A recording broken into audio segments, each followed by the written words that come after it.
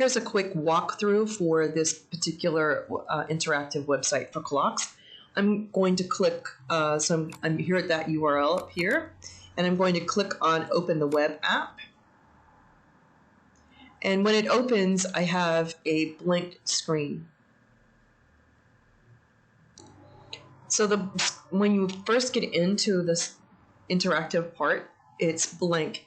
And to add a clock, you just click, and then you can choose the different clocks. So this one has the geared hands, this has the free moving hands, and this is the clock with the fractions on it. And so I'm just going to go with that for right now. Oh, I don't need 15 parts. That's better. So I have these three different ways of having a clock on the screen. The geared clock, the hands move together. So they're synchronized together and they're moving proportionally across time. And you can see how, if you're tracking the hour hand, how it approaches the 2. And it looks like it's actually like 2:55 here. So that's one of those confusing things for kids. And that's what's great about the geared hands, is you can demonstrate how that works. The hands that aren't geared, you have more control over what time you're showing.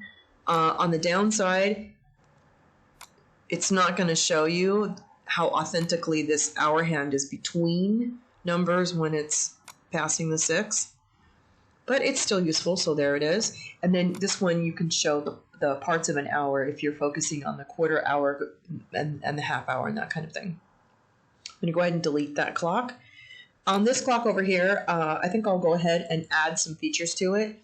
Let me put the 5-minute mark on it. Let me put the hand labels on it. And so maybe it can sit over here on this side while I work this clock. So students have to process these two things together and synchronize data in their head. That's one way to do it. Another way to do it, of course, is to put the settings on this clock. It's as you like. What's lovely about this is you can have a digital clock going with it. You can change AM to PM by clicking on these arrows. You can adjust the analog clock by clicking on these here, down below. There is a writing tool, so you can write on there. You can erase with an eraser. You can erase all the ink on the page. There's the a text tool that you can use as well. And this is the little window shade. So you could set the time here on the clock and ask the kids to tell you what time it is, and then reveal the time for them. Okay, so that's a quick walkthrough of this website, and I hope that you find it really useful for your lessons.